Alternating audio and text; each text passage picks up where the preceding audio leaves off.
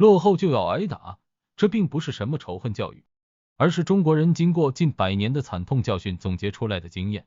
曾经腐朽落后的清廷，为了保住自己的统治，不惜亮中华之污吏，皆与国之欢心，在帝国列强面前没有任何尊严，总是在做着割地赔款这摇手乞怜之事。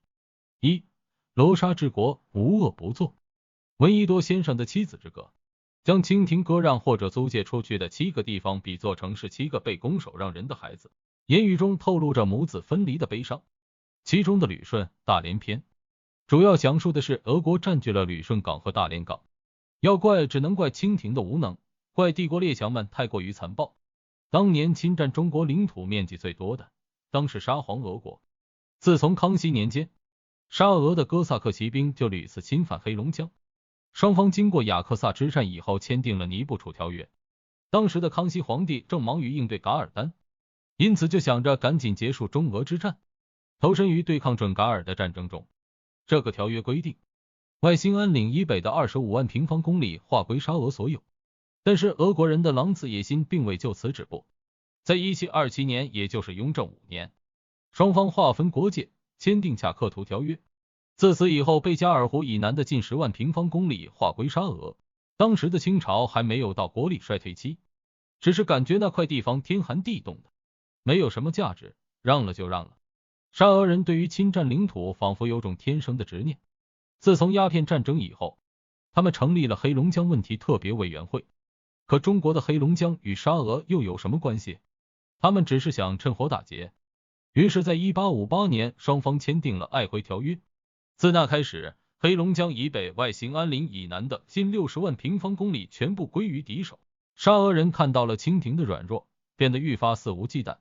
2年以后，丧权辱国的北京条约正式签订，中国东北44万平方公里的土地成了沙俄的领土，而海参崴也成了弗拉迪沃斯托克，意义为统治东方之城。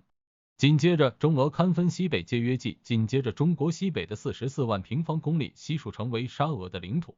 同时，沙俄又租赁了中国的旅顺港和大连港，在那里长期驻军，直到新中国建立后1955年，俄罗斯人才从这里撤军。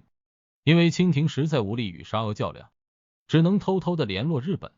双方在中国东北于1940年发动了日俄战争，帮着清廷扭转了一点局势，也为9·18事变埋下了伏笔。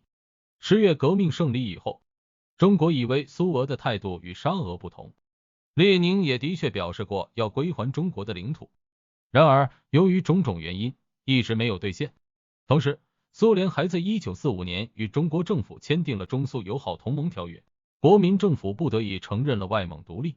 自那开始，外蒙古正式独立，从中国的领土上划拨出去。陆续归还，携手向前。新中国成立之初，制定了一边倒的外交政策，逐步的向苏联靠拢。而当时苏联的领导人斯大林只是给了一些口头承诺，说要归还侵占中国的土地如何，但都没有做到。后来中苏关系交恶，想要通过和平的方式拿回这些土地是非常困难。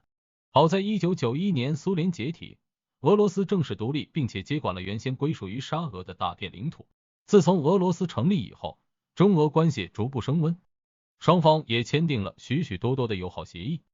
为了表示诚意，俄罗斯的领导人曾多次归还过中国的土地。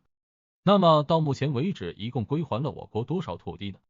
自从2001年中俄睦邻友好合作条约签订以来，俄罗斯曾经数次归还过中国的领土。第一次归还了9平方公里，虽然数目不大，但却是中俄两国友好往来的开端。第二次，俄罗斯归还了中国5平方公里的领土面积。第三次则一次性给了10平方公里，证明两国关系越来越好。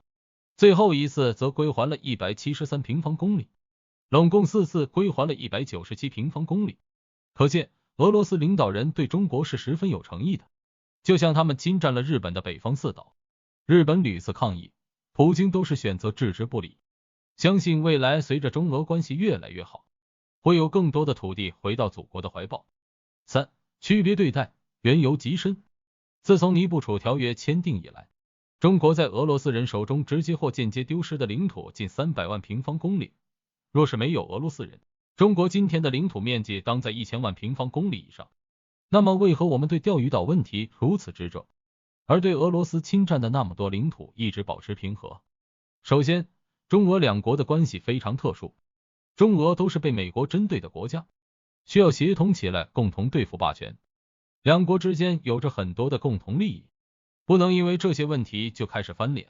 同时，俄罗斯侵占的领土属于历史遗留问题，早在清朝时期俄国人就占据了，而中华人民共和国的政权并非清朝，所以清朝的问题自当应该先搁置，而后从长计议，不能因为一些领土争端就破坏了两国和平共处、共同发展的原则。那么今天的中国将与俄罗斯保持什么样的关系呢？应当是害人之心不可有，防人之心不可无。两国有共同的利益，也有共同的目标，所以应当团结一致向前看，不应该纠结于过去的问题不放，只有这样才能发展的长远。同时也应当警惕俄罗斯，毕竟曾经侵占过那么多的领土，谁知道会不会卷土重来？这个道理国家是非常明白的。从几大战区的部署就可看出，中国的陆军力量在中蒙边境和中俄边境大量陈列，就是为了防范有一天两国再度开战。当然，俄罗斯归还了我们100多平方公里的土地，足以说明其诚意。相信在未来随着两国关系的升温，远东问题一定会得到更好的解决。